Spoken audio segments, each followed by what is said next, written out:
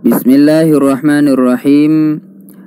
Dan kata musannif, wa mukhalafatuhu ta'ala lil hawadis, artinya yang keempat daripada sifat yang wajib bagi Allah Ta'ala itu mukhalafatuhu ta'ala lil hawadis, artinya bersalahan Allah Ta'ala bagi segala yang baharu. Artinya tiada bersamaan Allah Ta'ala bagi segala yang baharu. Maka diketahui daripada yang demikian itu menafikan jirim dan marad dan arat dan kulliyat dan juz'iyat dan segala yang lazim bagi segala perkara itu. Dan yang lazim bagi jirim 4 perkara. Pertama, baharu, dan kedua bersusun, dan ketiga mengambil lapang, dan keempat menerima bagi arat.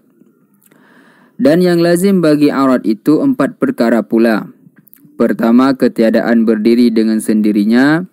Kedua, wajib berdiri ia dengan yang lain. Dan ketiga, baharu. Dan keempat, tiada kekal pada zaman yang kedua.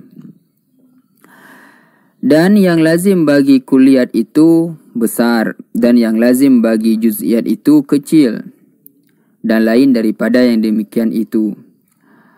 Hasil, yakni mukhalafah itu umum pada zatnya dan pada sifatnya dan pada af'alnya.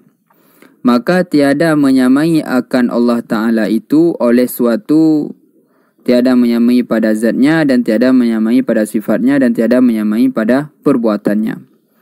Artinya, tiada zat suatu itu seperti zat Allah Ta'ala, karena zat Allah itu bukan daripada jenis nur dan bukan dulmah, dan tiada jenis langit dan tiada jenis bumi, dan tiada barang yang di dalam keduanya. Dan tiada sifat suatu seperti sifat Allah, karena sifat Allah itu qadim, lagi baqa, lagi umum ta'aluknya dengan barang yang dita'aluk ia dengan dia. Dan sifat kita itu sungguhnya ta'aluk ia pada setengah perkara jua, tiada pada setengah yang lain. Seperti sama Allah Ta'ala ta'aluk ia bagi segala mewujud, dan sama kita ta'aluk pada setengah jua. Dan tiada pula af'al suatu itu seperti af'al Allah, karena af'al makhluk itu tiada dapat memberi bekas, hanya iktisab jua, yakni qasad jua. Dan af'al Allah Ta'ala, af'al yang diadakan lagi menjadikan. Ia akan suatu, tiada dengan alat dan pegawai. Dan Allah Ta'ala dan Allah Subhanahu Wa Ta'ala berfirman, Innama amruhu idza arada syai'an ayyaqula lahu kun fayakun. Sungguhnya pekerjaan Allah itu, apabila berkehendak ia akan suatu, bahwa berfirman ia, jadi olehmu, maka jadilah seperti kehendaknya. Bersalahan perbuatan makhluk berkehendak kepada pegawai, maka tiada dapat menyurat dengan tiada qalam, seperti tiada dapat mengerat dengan tiada gergaji atau kapak. Dan lagi pula apabila kasih ia akan seorang hambanya, dibalanya akan dia. Dan kita apabila kasih kita akan seorang kita, berbagi nikmat yang dapat lezat dengan dia.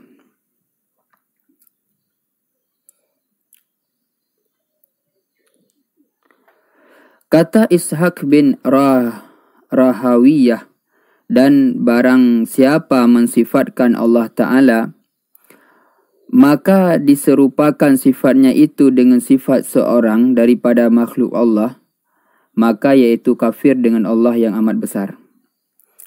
Kata Naim anak Hamad, barang siapa menyerupakan Allah, yakni diiktikadkan bersamaan Allah dengan suatu daripada makhluk ini, maka sahnya kafir ia.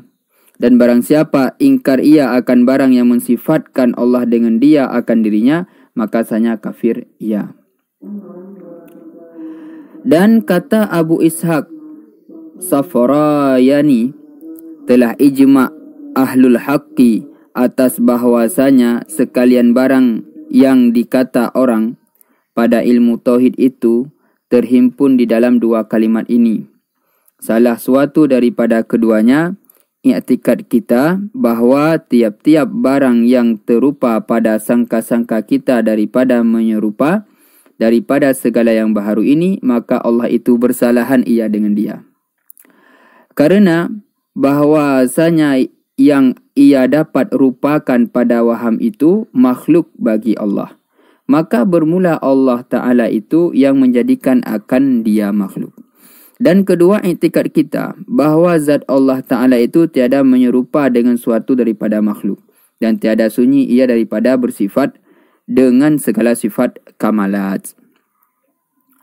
Telah berkata Ja'far As-Sadiq rahimahullah ta'ala, bersahabat aku 400 orang sufi, dan aku tanyakan mereka itu daripada 4 masalah. Maka tiada seorang pun menjawab akan daku. Maka duka citalah aku karena yang demikian itu. Maka aku lihat akan Nabi SAW pada mimpiku.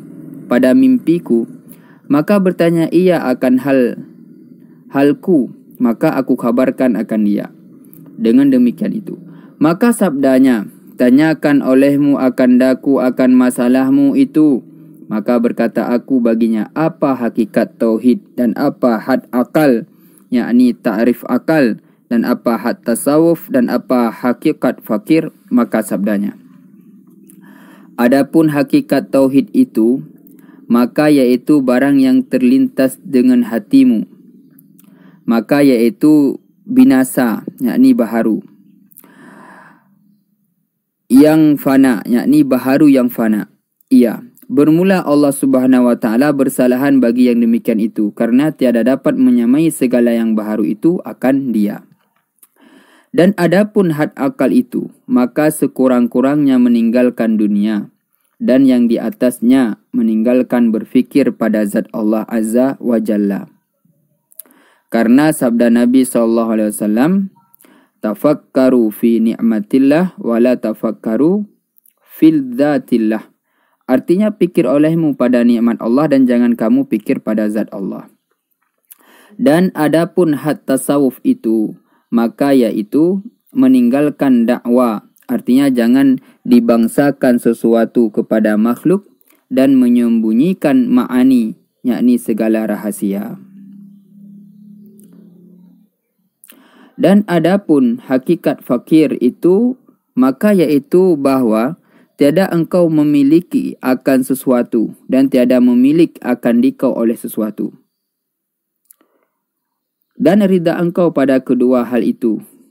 Dan arti tiada engkau memiliki akan suatu itu, tiada engkau pandang akan barang yang ada pada engkau itu. Milik engkau, hanya engkau pandang pertaruhan Allah jua.